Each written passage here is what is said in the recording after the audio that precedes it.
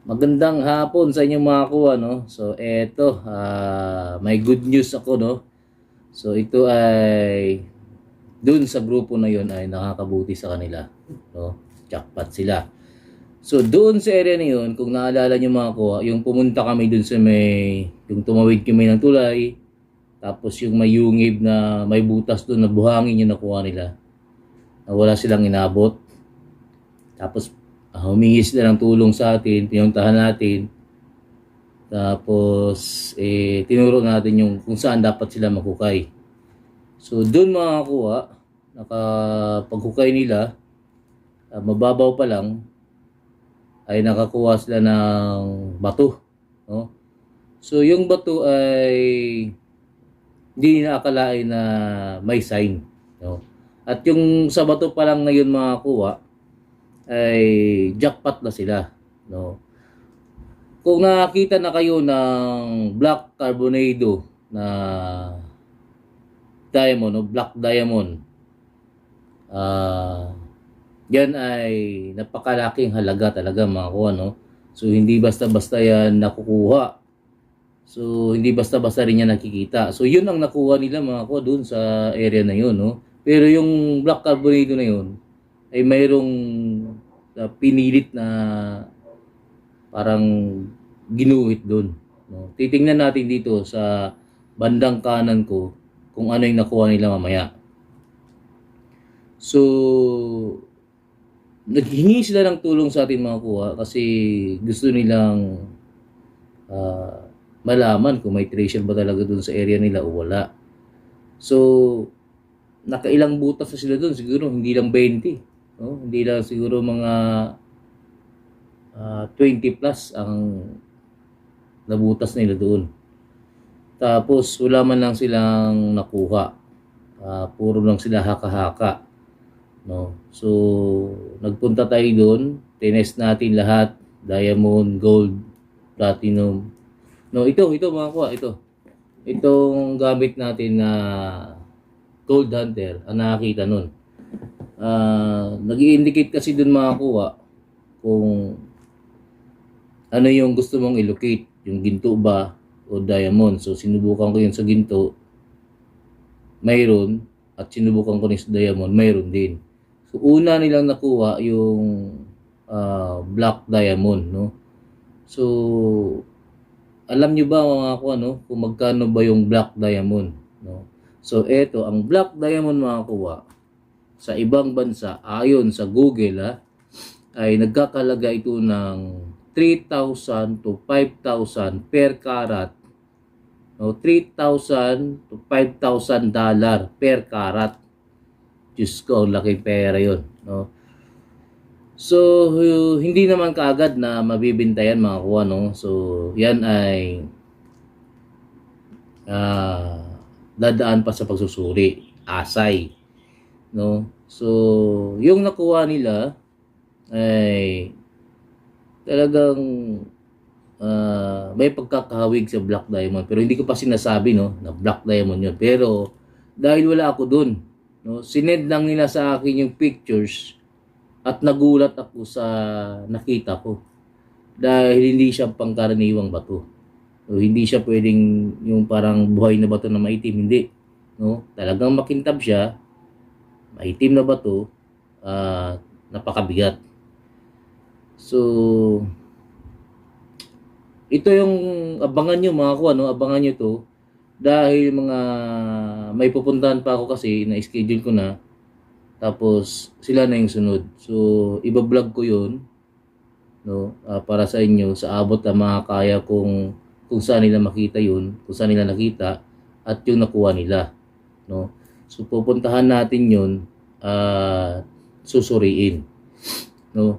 Kasi dun sa area ng mga kuha ay nandun yung sign, kasi may sign kasi yun na kung napapansin nyo dyan sa dito sa may bandang kanan ko, mayroon dyan na X na may guhit sa baba, tapos may dot dito sa baba pa. So ibig sabihin nun, nasa tamang site sila, tinatakpan daw yung item, no? Ang ibig sabihin niyan ay sure treasure, nasa baba yung treasure. o yung mismo, yung nakuha nila ang treasure, no? So, ito yung black diamond, mga kuha, no? Hindi pa ko sure, pero kahawig na kahawig ito. So, good news ito sa kanila, mga kuha, no? Sa mga napuntahan ko na yan. Actually, mga kuha, pagdating ko dun, kahit 1 oras at kalahati kami naglakad. Tapos medyo delay na yung tanghalian namin. Ay hindi ako nagrereklamo. So kinataya nila ako ng isang manok lang. Yun lang. Tapos pagkahapon umuwi na kami. No? So ganun lang yung papasalamat nila sa akin. O, hindi tayo nangihingi ng bayad, no? So yun nga ang nakuha nila, itong black diamond na ito, no? Kung sino man nakakaalam, no? Kung sino pinaka-expert dyan sa mga black diamond na yan, no? So eto sa may bandang kanan ko, no? Andyan yung mukha niya. So nakuha nila yan, natakot sila, itinago nila sa ngayon. So bago lang yan, kahapon lang yan makakuha. So ngayon ko lang na-receive yung message nila. So ngayon ko naman i-upload tong video na to para makita nyo. So ang black diamond ay nagkakahalaga ng $3,000 to $5,000 per carat. So magkano yun sa pera natin? Sa 3,000 is 150,000 per carat. Eh kung ganito kalaki, umabot yun ng mga 10 kilo, no? Ang laking halaga nun. No, pero dito sa Pilipinas, mga kuha, hindi na susunod yun. No, parang ano lang yan Rusi, sabot-sabot lang. Ganyan. So ito yung mga kuha, no? Panoorin nyo yung previous na videos na yan. Yung mayroong yungib. Tapos kung saan ko sa tinuro na site kung saan sila mag-dig. Tapos, ang nakakuha niyan ito, gold hunter. So, legend na talaga itong gold hunter natin. No? So, napakasaya ko ngayong araw na to na makita ang item na to. Ang nakuha nila dahil may isa na naman tayong natulungan na talagang dun sa area nila ay may treasure. So, kayo dyan na may mga sign na pagdududan ninyo ay sign. So, pwede nyo naman i-send sa Mabi Vlog, sa FB account ko. Suriin natin kung yung sign ba ninyo ay legit o hindi. Kasi pagka hindi legit yung sign ninyo, sasabihin ko yan na natural lang. No? Wag sasakit yung dibdib nyo kasi wag po tayong magsayang ng oras dun sa mga sign na hindi po legit, no? Nauubos yung oras natin doon, kukwentuhan na lang, tapos wala na, tatapos ang isang buong araw na walang mangyari. So kailangan nyo muna i-send sa akin yung mga pictures o videos at sasabihin ko sa inyo kung yan ba ay legit o hindi bago kayo mag-treasure, no? So, gaano nga ba kalalim yung nahukay nila? Sabi nila sa akin, mababaw lang daw. So, natakot sila, kumontak sila sa akin. At eto, pinaabot ko naman sa inyo, mga viewers ko, na ang gold hunter natin talaga ay nakakalocate. No? So, saludo talaga ako dito sa gold hunter. Kung marunong kang gumamit, kung kilala mo na siya, kung para kasi yung parang asawa mo kailangan mo siyang kilalanin, kailangan mo siyang usisain, saan nga ba yung kiliti niya, no? So ganun ang gold hunter. So pag na-master mo yan, pag matagal na sa'yo yan, ayos talaga, no? So ilan na ba yung nakita nito? Siguro hindi ko na rin siguro masabi kasi yung iba sabi nila wala daw, pero kalaunan sabi ko distansya kasi yan. So, yun. Sabi nila, ayos na boss. Nakita na. So, minsan, naambunan tayo. Minsan naman, ay salamat na lang din. So hindi tayo yung taong kailangan pilitin natin, no. So masaya na tayong tumutulong na ganito lang, simple lang, no. Sa simple kasi nakikita yung kasiyahan, mga kuwa. So eto mga kuwa, black diamond, no. Ito yung black diamond nakuha nila na may sign. Hindi ko masabi kung gaano ba ako kasaya na nakita ito. Sa mga tinatawagan ko kasi mga kasama ko, hindi sila makokontak, no. So dito niyo lang mapapanood, no. Nagdadaldal ako ng medyo mahaba ngayon dahil masaya ako. Actually, gusto ko na sana silang puntahan, kaso lang may pupuntahan ako bukas. So hindi naman natin pwedeng i-pass over yung isa kasi nakaset na. So sila, sunod na araw na lang din. So ito mga kuwa, ang black diamond ay napakahalagang kagamitan sa mga jewelries, sa mga ginagamit kasi ang black diamond bilang isang negra, diamante negra na hindi kilalapitan ng kahit anumang mga masamang loob dyan, no? Sa inyo nakikita, sa hindi nakikita, no? Hindi kilalapitan yan. Ang swerte sa inyo ay napakalapit kapag mayroon kayo yan. Yan tinatawag nilang diamante negra, no? So actually pangalawa ko palang makita ang ganitong stone, pero marami na akong nakita na pinag-iinalaan, pero hindi ako approved dun kasi wala silang mapakitang katibayan. Ito wala pa namang katibayan, pero ito kasi ay nahukay, hindi ito pinulot kahit saan.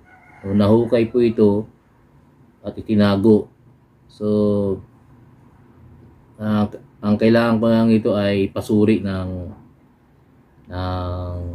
paasay natin para kung sakaling may bayad, di jackpot na sila, no? So ito ang good news ko ngayong araw ng mga kuha, dahil yung puso na pag nakakita kayo, no, sa inyo, sa inyong lugar, puso na may dot sa gitna, no, yung puso na may puwit, no, yung puso din na kumbaga ay walang tulis, no. Sekreto kasi yun. So nasa malapit lang yan, hindi yan lalayo, no. So ewan ko lang sa ibang decoder kung ganun nga rin yung pagbasa nila, pero ito proven ko kasi, no, ako mismo ang nagpo-prove niya na yun talaga yung kahulugan niyan, no, hindi ka lalayo, no, sa patibay ng loob, sekreto lang talaga. So gagamit ka ng locator, no. Dito kasi sa locator kasi mga kuha, kapag may nare-detect siyang ginto tapos may nare-detect din siyang diamond, nag-i-indicate dun sa review niya. Pag pinindot mo, may makikita siyang ginto pero may makikita din siyang diamond, mag-i-indicate siya. So isi-set mo ulit yung diamond kung mag-ikot ba siya o hindi mag-ikot. Pag nag-ikot, yun talaga, meron talaga din yun. So yun mga kuha, no? Ito yung good news ko ngayong araw sa inyo. I-review natin yung black diamond. Tingnan natin dito sa screen ko. Tapos ay congratulations dun sa mga nakakuha, no, sa grupo na yan. Napakagagaling nyo dahil hindi kayo sumuko, no. Ilang butas kayo? 20 plus, no? Siguro kung sinong tao yan, sabihin sa inyo value na kayo, no? Nasisiraan na kayo ng ulo, pero hindi, dahil interesado sila, tapos ay dahil may lakas ng loob sila, no, agresibo sila na makakita, tapos tahimik lang sila, ay biniyayaan nga sila, no. So sa mga hunters dyan na medyo maingay, yung bubulong-bulong dyan sa mga site ninyo, no, bawal yan. Huwag kayong bubulong-bulong kasi kahit anong baka anong isipin ng kasama ninyo, no. So ito yung pinakamagandang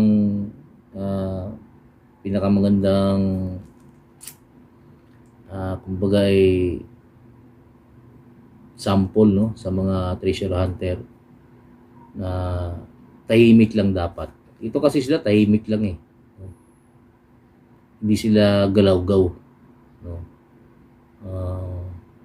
Kapag ka naghahanap kami doon, ako nga lang yung tumatawa-tawa pa. Pero sila, seryoso sila. Bilib ako sa inyo.